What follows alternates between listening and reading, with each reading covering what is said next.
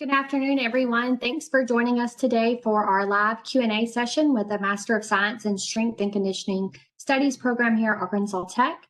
We've got Dr. Kraft, our program director, and a few extra panelists here today with us to discuss the program and answer all of your questions. I'm going to go ahead and let our panelists introduce themselves, starting with Alex. Hi, I'm Alex Bonneau. I'm from Elma, Arkansas. My undergrad I actually did here at Arkansas Tech. I graduated in fall 2019 and then began the program in spring 2020. And I am currently a graduate assistant for the Health and Physical Education program. And I also work at TechFit here on campus. Hi everyone, my name is Asia Joseph. I'm from Trinidad and Tobago.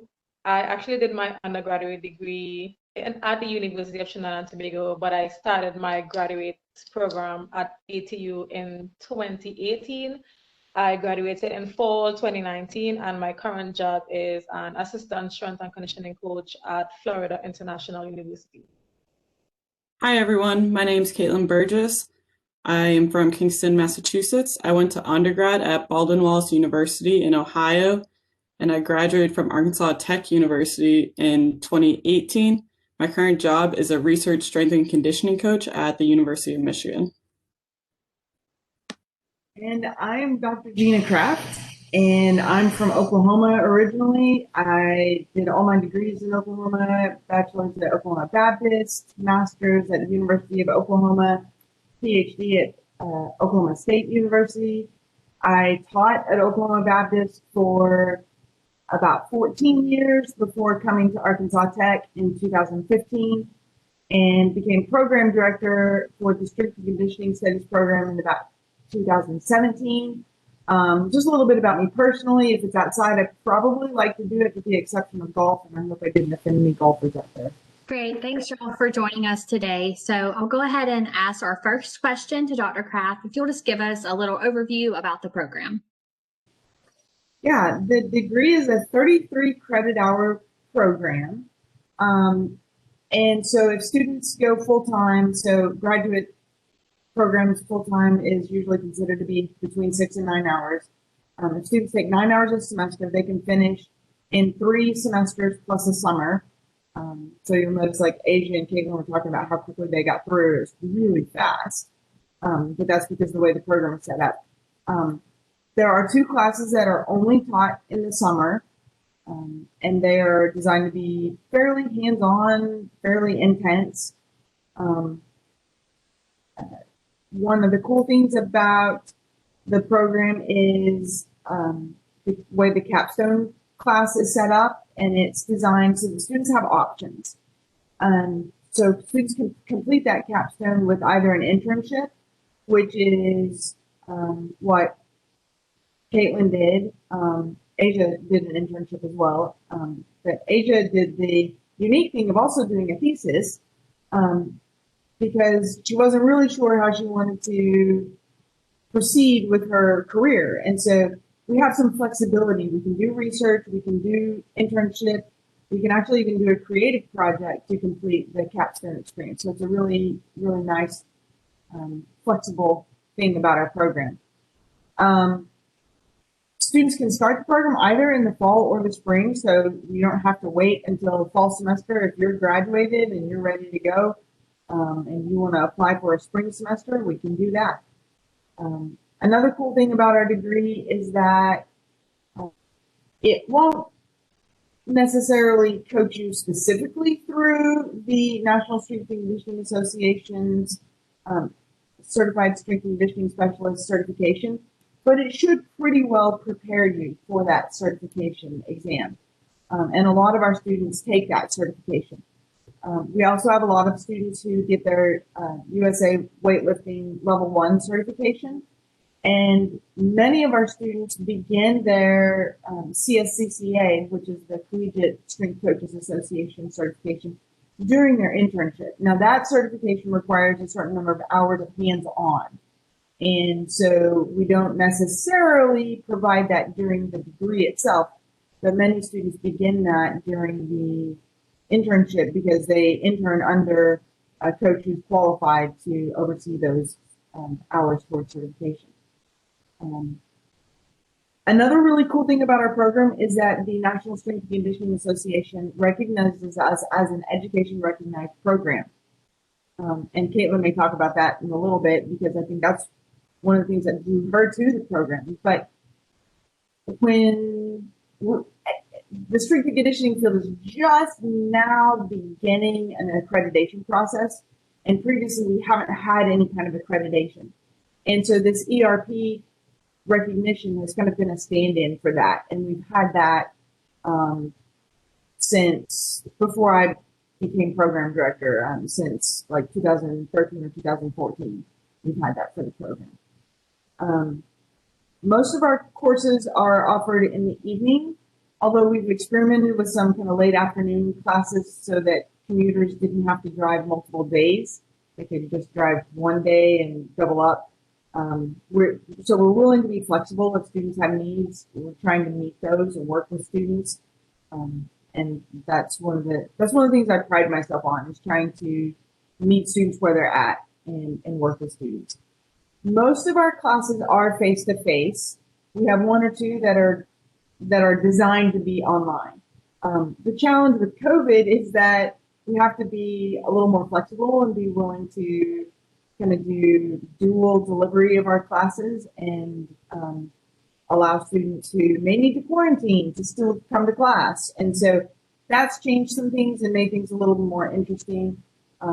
But we are designed to be a hands-on, practical, applied program. And I think that is one of the big strengths of our program. And that can be really hard to get in a fully online environment. For sure. So for our other panelists, what attracted you to this program specifically?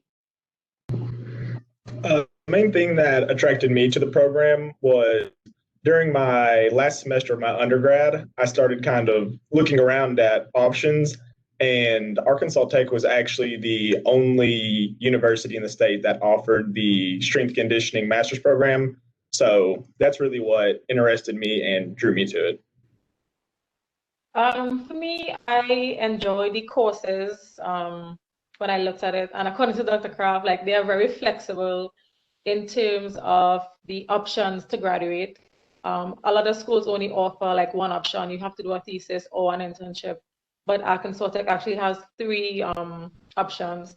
And I think the most important thing for me was our first conversation was genuine. It wasn't like an automatic response or click this. Like, she actually messaged me. She followed up to make sure that I sent in everything correctly, if I got an answer from the department or stuff like that. So for me, it was sold based on our initial conversation.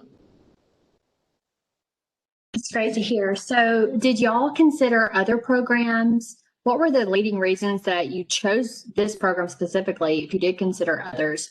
And how has this program, met your expectations or exceeded them? So I did actually look at other programs and look into the NSCA ERP program, so the educationally recognized programs. And a lot of them are only thesis, and it took longer than 2 years to actually graduate with your master's. So Arkansas Tech was the one that stood out to me the most because it had the non-thesis option, able to graduate in 2-year time frame. I was also able to get a GA position within the university, within the department, where I could do half research based, and then half of my intern or GA position was in the weight room as an intern. And I'm an out-of-state student, so it really came down to being able to be with people that really kept it more of a family with everybody. So I got close to people in the program, all the different professors and faculty and staff that worked within the program. And it actually led to me getting internships out of state through Gina, who knows the University of Maine head strength coach. And then that led me to an internship at the University of Michigan, which followed, and that was my professional project.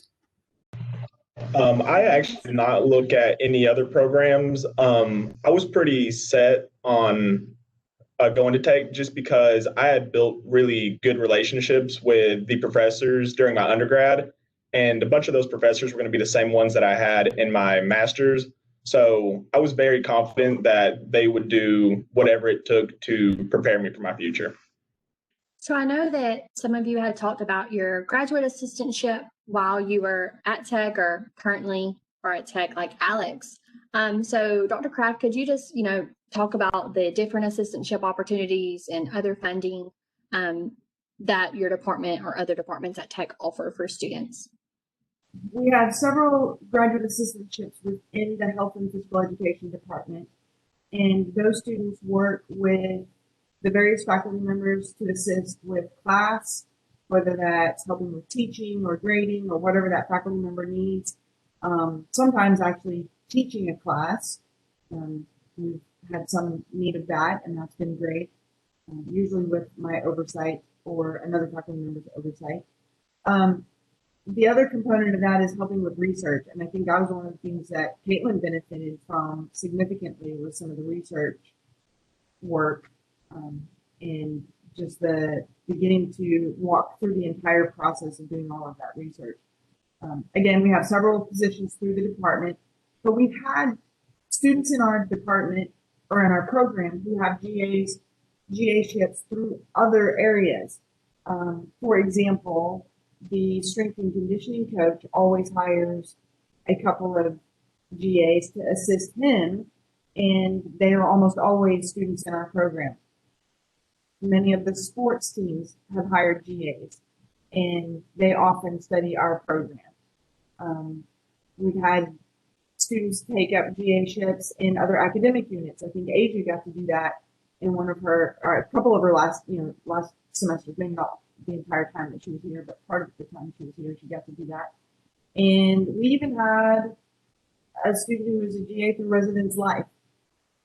So, students don't need to just look at the academic GA positions, and look at all of them, because there are lots of GA-ships out there with intramurals and so forth. So there are lots of options. I'm not quite as aware of some of the other funding options, but that's why we have a team here at Tech to help us figure out all of those funding options. But I will say that a big perk to students who are in the surrounding states is that Tech offers in-state tuition to any student who is from or has residence in a state that touches Arkansas. So if you're in a surrounding state, you get that in-state tuition benefit. Yes, and I'll just take this opportunity to add that we do have a funding page that's directly committed to sharing all of the different funding options that Tech provides students, as well as some outside opportunities. We'll drop that in the chat if you want to go and look at that later today, but that has, all the links to assistantship descriptions and scholarships. We are actually implementing a new tuition waiver program. So if you're hoping to start by fall 2021, if you apply by March 1st, you will be eligible. You can be eligible to receive a $500 tuition waiver off the first semester that you're enrolled. And we'll also have some for spring too, if you're waiting to start in the spring. So that's definitely something that can help kind of, reduce those expenses. But, the assistantships and things that are offered within the department and across campus are always, a great way to help pay for that, as well as get some experience. So for our panelists, this is the last question that I have for y'all, and then we'll open up to questions from the chat. So what are you guys's, goodness, what are your future plans? How has the program helped prepare you for that? And I know for Asia and Caitlin, you are currently in a role, but you can kind of discuss what you're doing now, but also, what are your future plans and how do you hope to get there? Okay, so I have 3 future plans. I'm not sure which way it's gonna go. Hopefully it goes one or the other. So I want to be a strength and conditioning coach at a Power 5 university. Or I want to go to the NFL and be a strength coach as well. But if all that doesn't work out, then I want to have my own facility back home in Trinidad and Tobago, because strength and conditioning is not a major thing there. So that's definitely one of my plans to do that. And what was the next question? How did it help? So the program definitely helped in terms of laying a solid foundation in the way the classes were taught, in the order. It's not just about strength and conditioning, but it's also building team culture, knowing how to coach, knowing things that not always in the textbook. I think those are very important things that can actually help real life situations. To me, a lot of coaches don't have real life situations. It's just like in a book. And to me, it's very helpful that the instructors and professors at Arkansas Tech ensure that we had that experience to go forward and be great in our careers. So my future plans, I want to be a high school strength conditioning coach. And kind of like what Asia said, the way this program has prepared me, I feel like each class is set up in order to continuously build a good foundation so that when you do graduate, you can take that certification test. But additionally, I'm actually in my last semester of classes, and then I will go into an internship. So I know the internship will prepare me because it gives me the chance to get some hands-on experience and actually see how an established strength conditioning coach kind of interacts with his athletes, how he programs, and kind of builds a culture. So I know that the hands-on experience in the internship will be vastly important in preparing me for the future. I'm actually currently in the middle of a 5-year research study as a strength and conditioning coach. So I spend most of my day doing training at high school athletes and looking at trying to prevent concussions in those athletes via neck strength training. And I actually got this through pretty much networking, doing all these different internships for my professional projects. And currently I'm in a position where I can do both strength training with Mike Favor at University of Michigan and as well as doing research. So I can combine the best of both worlds to show coaches that, yes, we're doing the right thing to make our athletes better, but also keep them safe and healthy. So that's how Arkansas Tech University has actually prepared me for a position like this where I can get both worlds into one. And long-term goal, work with professional teams as a sports scientist. So the NSCA is actually coming out with a new certification this month, and it's the CPSS, which is the Certified Performance and Sports Scientist certification. And that is very heavily research-based with the strength and conditioning portion. So it just helps improve reading data, and when you make programs, seeing the different technology and combining it all into one. So you have a wide variety of assets to use as a strength coach when you're talking to coaches and when you're with your athletes. Okay, so it definitely sounds like this program has set you guys up for success. So it's exciting to see where you all will go in the future. The next thing that we'll review is just the application process. And so like I said before, if you apply by March 1st for fall 2021, you can be eligible to receive a $500 tuition waiver off that first semester. So that March 1st is our priority deadline. We do accept applications after that, of course. And you can start in either the fall or the spring. And so we do have a separate application that's through what we call GradCast. And so we can drop that link in the chat now to our application page, but that's where you'll go and you'll apply. You'll be able to upload all your documents, do everything on that site. And then once we receive that, we will combine everything and send that over to Dr. Kraft to review. And then once that is approved, and we will send you an email, with your admissions decision and stuff like that, and then with your next steps. And so I will let Dr. Kraft, go over the specific admissions requirements for this program. Sounds good. So we don't require the GRE. So I think a lot of people get hung up or were wondering, do I have to go take that exam? And you don't. That's not a requirement for a degree. It's actually never been a requirement for a degree. There are some degrees that now with COVID are going, oh, let's waive that. We don't need that anymore. And like, we don't need the GRE. I don't feel like it's very predictive of student success in our program anyway. So we don't require it. So the things I'm looking for when I'm looking at applications and whether or not I'm accepting people, I'm looking at a minimum GPA of 2.85 or better. So you don't have to have been a Rockstar 4.0 student, just that that by the time you graduated, you kind of figure things out, because everybody has those trouble semesters, and I get that. I am usually looking for a couple of key courses. So exercise physiology and a kinesiology or a biomechanics class are going to be a good foundation if you're going to do well in the program. And so because those are really foundational courses, I'm looking for a grade of B or better in those in your undergrad.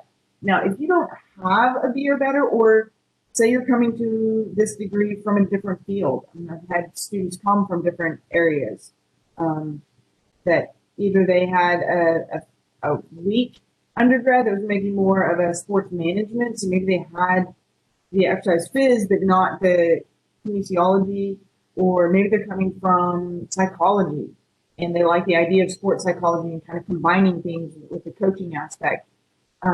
So they don't have either one. It's not a problem if you don't have those courses. Students can take those in their first semester and we can knock those out and then move into the regular degree courses after you've gotten those prerequisite courses out of the way. One thing that helps with those prerequisite courses is that the last couple of summers, and I'm hoping that we can offer it again this coming summer, is that we've offered XPhys online in summer session, or the June-July summer session. So that can help if people are trying to get one of those prerequisites out of the way and get it knocked out. So that's the basics. I'm looking for XPhys in kinesiology or biomechanics and B or better. Minimum GPA 2.85. No GRE. And I think that a good follow-up question for us to ask is just where can this program take you? I know that Caitlin and Asia are currently doing big things at universities, doing different types of things. And, Alex has similar plans, but Dr. Kraft, if you want to, kind of expound upon that and talk about some more of our alumni that have went on to great things out of this program. Yeah, I recently did a survey of some of the graduates. I wasn't sure exactly where they'd ended up, so I sent out this survey trying to figure out where people had ended up. And I have a handful who are coaching at the high school level. I have a handful who are coaching at the collegiate level. I have a couple who have actually kind of shifted gears and gone back to nursing school, which is kind of interesting. There's at least one who went to the PT world and is working in physical therapy. I'm not sure if they had other credentials outside of this degree or if they went and did a PTA or something else. I don't know all of the story there, but they're working in the physical therapy world.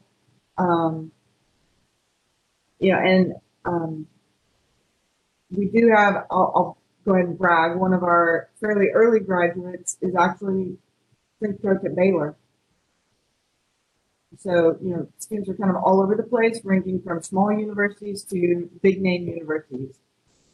Oh, that's great. So there's definitely, different avenues for students to go after this program that they're setting them up for. And so we do have one question in the chat. So yay. Shout out to David. He asked, how much time is spent in the classroom compared to time spent practically applying concepts outside of the classroom? So Dr. Kraft, if you want to answer this, or if a panelist wants to give their perspective, just whoever wants to share, or both, whatever. Well, I'll start and then we'll get the student perspective after that. From a faculty member's perspective, it depends a little on the class. So like the nutrition class is primarily in the classroom and not really so much hands-on.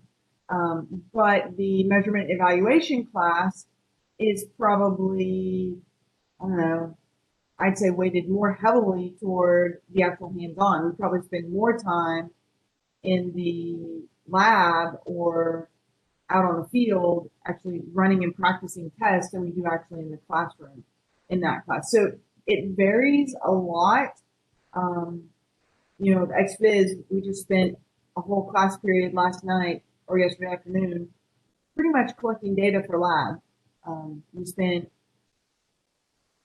45 to 50 minutes planning in the classroom, and then we spent the remainder of the class period actually going to the lab and collecting data. So, it's going to depend on the class a lot. And so I don't know. I'll turn it over to the students and let them tell you what they think. So I'll go. I think the classes are like, according to Dr. Kraft, it depends on the class. But that nutrition class, Dr. Kraft, we had to cook a lot. So I would definitely say that was hands-on, and it was a very interesting class, cooking like food for athletes, pre-workout meals, post-workout meals, stuff like that. And I will definitely say a lot of the classes, we go to the lab and we actually do the lifts, which is something that I thoroughly enjoyed. So you're not just seeing the lifts on a screen or we're talking about it, you actually getting to coach your peers as well, which is something that we thoroughly enjoyed and appreciated, because you don't get much of that when you go to other universities or programs. So it's definitely hands-on and practical, because you actually get to be in it, doing it, and coaching it as well. So I hope that answers your question. Yes, that definitely answered that. So thank you for that. Does anyone have any other questions before we wrap things up? I'll give it one more second.